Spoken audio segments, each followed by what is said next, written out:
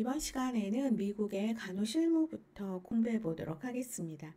19세기 말에서 1920년대 미국 간호 역사에서 많은 간호 지도자들의 등장, 간호학교의 설립 등 간호 실무 분야가 전례 없이 성장했다라는 것. 하지만 병원부설 간호학교가 독립적인 운영을 하지 못해 발생한 간호교육 문제를 해결하기 위해서 간호 지도자들은 조직의 필요성을 인식하고 노력한 결과 간호교육 발전을 통해서 간호직의 향상을 가져왔습니다. 본격적인 방문간호 활동의 시작은 릴리안 와일드가 뉴욕시 헨리 스트리트 세틀멘트에 세운 구제 간호사업소에서 환자를 방문해 간호를 제공한 것으로 이 조직이 지금의 뉴욕 방문간호협회인 Visiting Nurse Association in 뉴욕의 모체가 되죠. 당시에 방문간호 사업은 심각했던 전염성 질병으로 인해서 사망률을 감소시키고 이동을 돕는 활동으로서 그동안의 종교적, 자선적이며 비전문인이 제공했던 것으로부터 체계적이면서 비종교적, 또 간호사에 의해 제공된 사업이라는 점이 간호의 발전적 측면으로 해석이 될 수가 있습니다. 1차 대전 이후에 전 세계적으로 간호사, 의약품, 그 밖에 간호자원이 부족하게 되었는데 특히 전쟁 중인 나라에서는 부상병 치료에 필요한 물자가 부족했기 때문에 전쟁에 참여하지 않던 미국은 간호사, 의사로 조직된 적십자단을 프랑스, 영국, 독일, 오스트리아, 세르비아, 러시아에 보내게 되었습니다. 1920에서 40년대를 보면은 이 시기가 대부분 가정에서 전문적인 건강관리가 이루어졌다라는 거죠.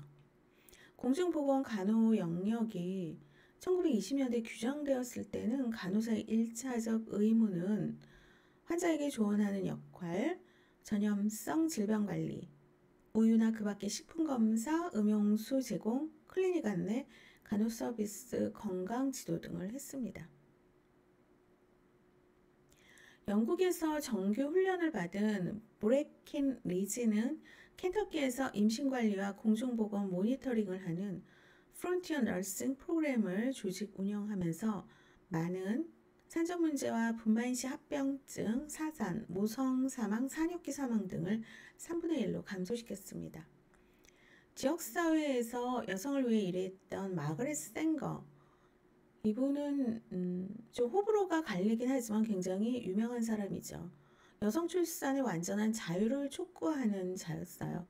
그래서 현재 플랜드 페런후드 가족계획 연맹의 그 어떤 그 원형을 만들어 놓죠.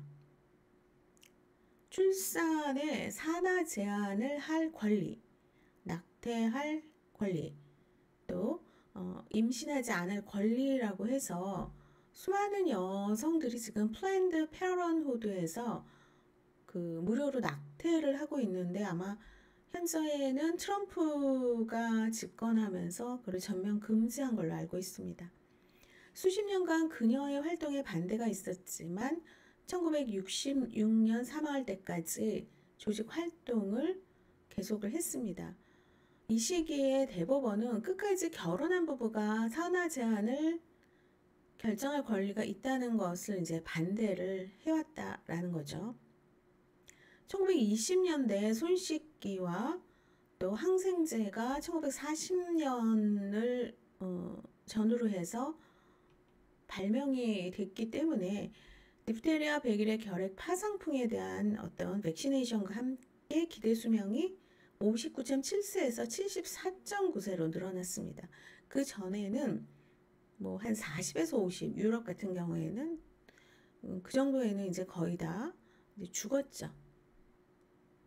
1940에서 60년대를 보면 자, 2차 세계대전 당시에 전쟁에 참여한 모든 나라가 간호와 보건 서비스 대상이었기 때문에 전쟁이 일어나면 간호의 필요성을 절실히 인식하는 계기가 되기 때문에 이자벨 스튜어트가 1차 세계대전 당시 겪었던 실수를 반복하지 않기 위해서 간호에 대한 준비를 미리 제안할 것을 제언한 바 있었고, 또 스텔라 굿 스트레이가 간호위원회의 필요성을 국제연맹에 강조를 했어요.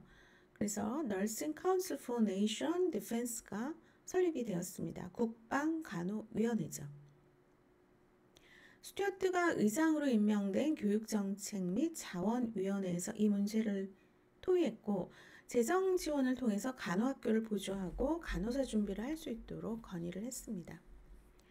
1943년에 볼턴 액트로 알려진 너싱 트레이닝 액트가 국회에서 통과되었어요. 이 프랜시스 볼턴이라고 하는 자는 비간호계 인물인데, 전시 간호사 훈련 프로그래밍 카덴 너스 프로그램 지원 및 일반 간호학교의 간호사 교육을 지원하기 위해서 이 법령을 마련했습니다. 그래서 이걸 이제 운영하기 위해서 US Public Health Service 내 Division of Nurse Education이 세워졌습니다. 이 볼턴 법령이 굉장히 중요한 거거든요. 이 법령 이후로 이 미국의 간호는 급속도로 이제 성장을 하기 시작하죠. 1940년대 초부터 알렉산더 플레밍으로 인해서 어떤 항생제가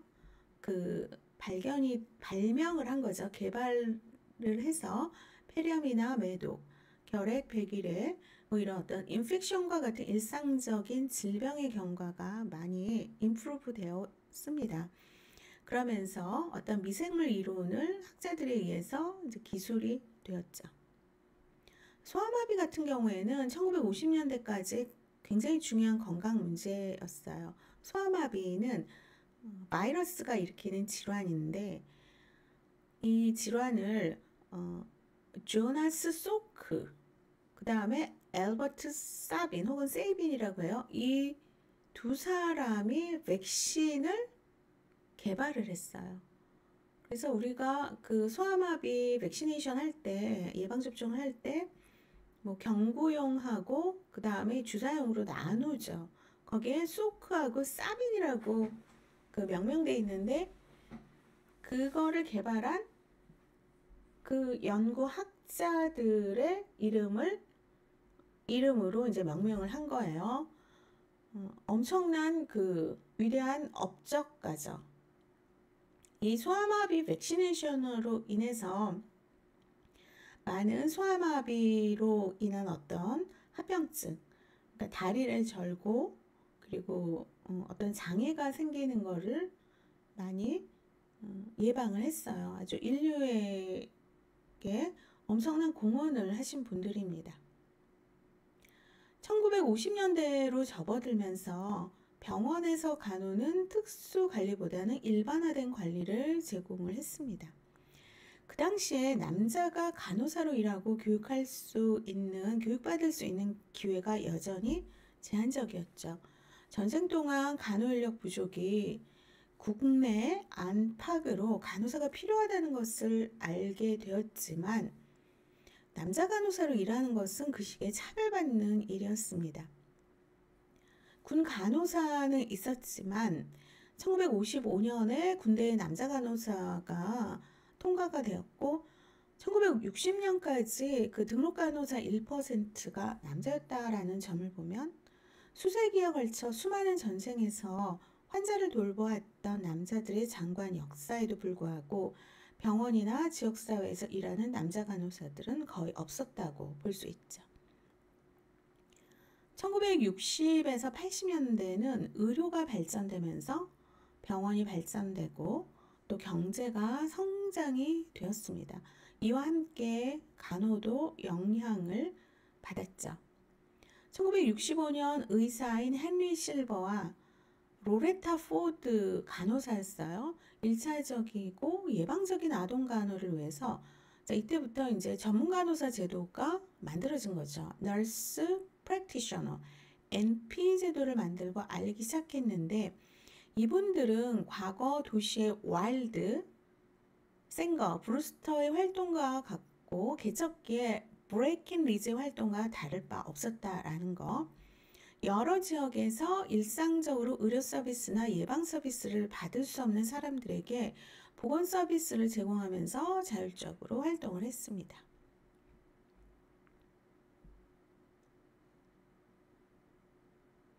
그리고 이러한 MP들이 병원으로 들어와서 병원에서 이제 자율성을 얻으려 했어요.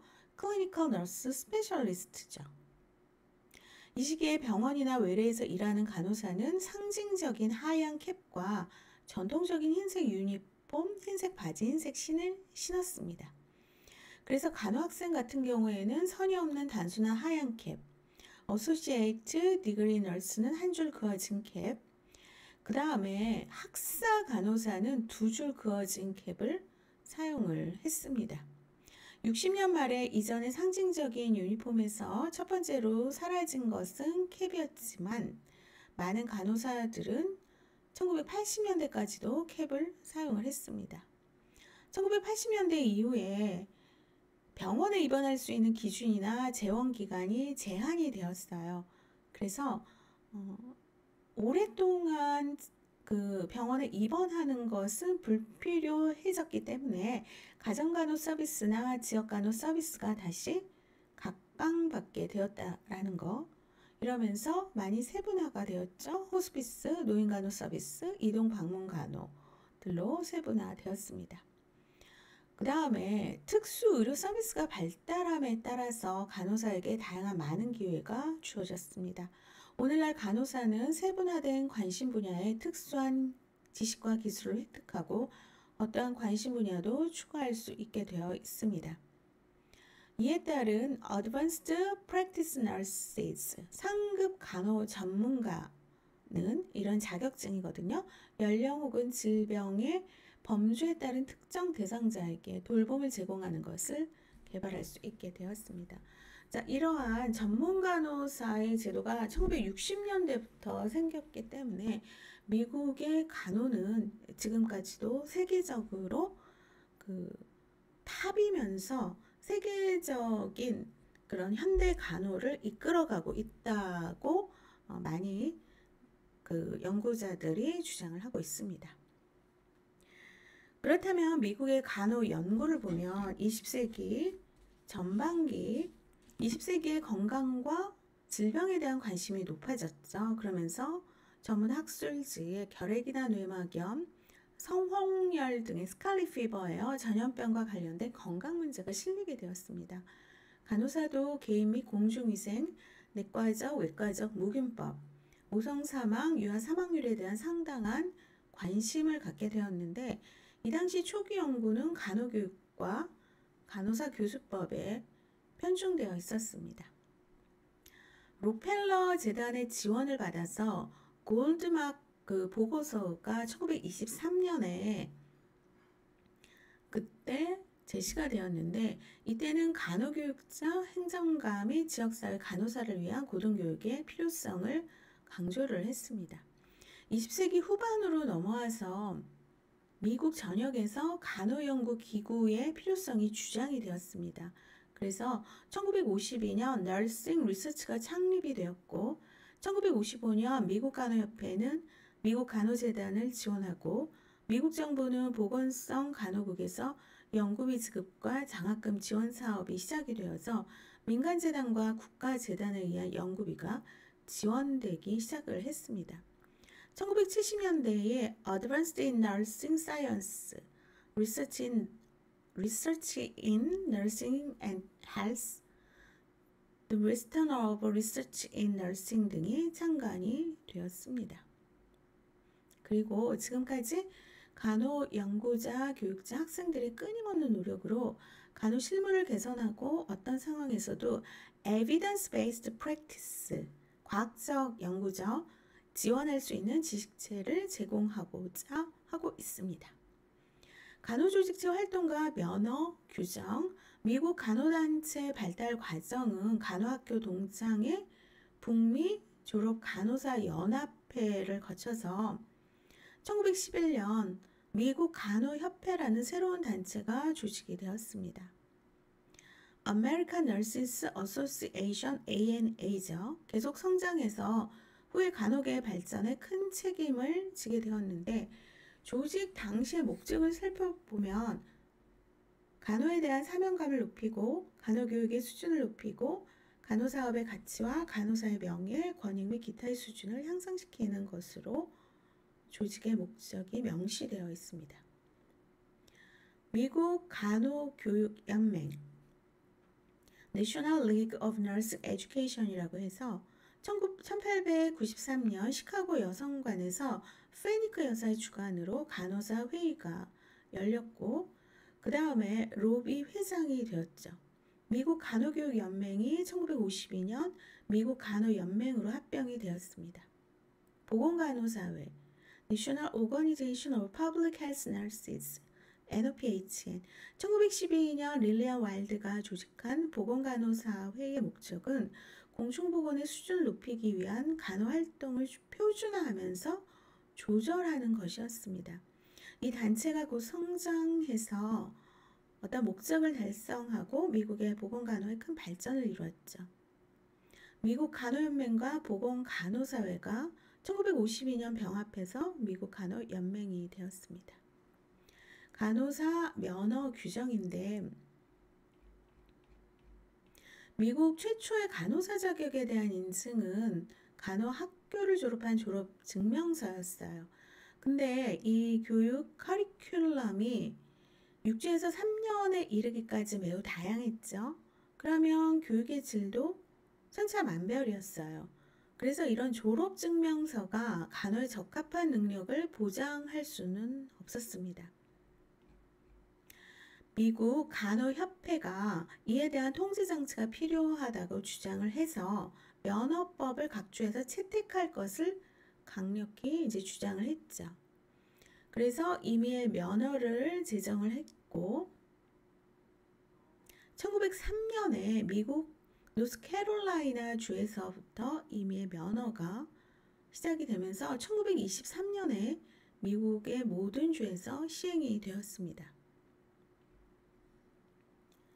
미국 간호사 면허법의 제정 권한은 각 관할 주의회에 있어요. 그런데 간호사 면허에 관한 새로운 법을 제정할 때는 대개 관련 간호조직의 요청에 따라서 간호협회나 주 간호국을 통해 법안이 제안됩니다.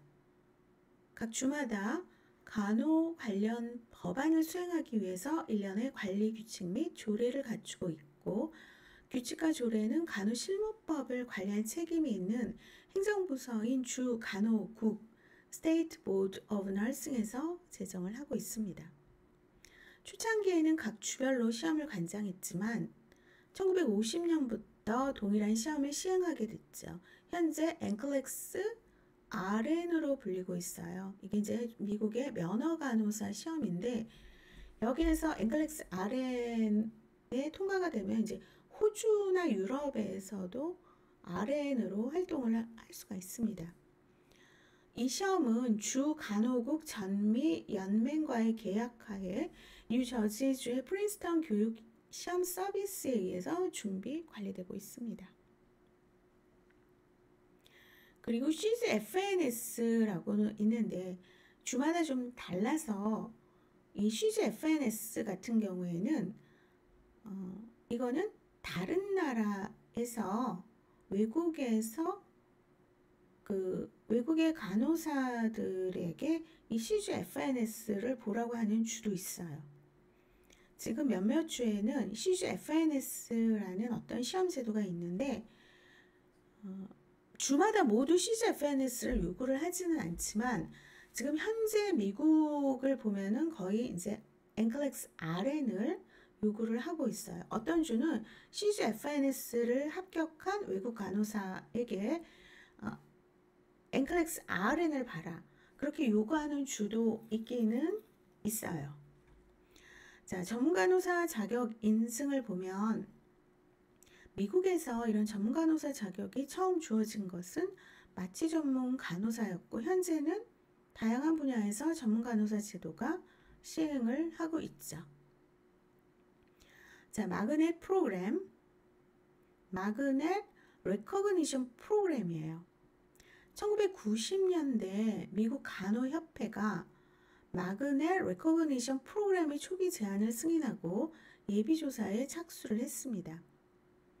프로젝트 결과 1994년 시애틀에 있는 유니버시티 워싱턴 메디컬 센터가 첫 마그넷 오거니제이션으로 지정이 되었어요.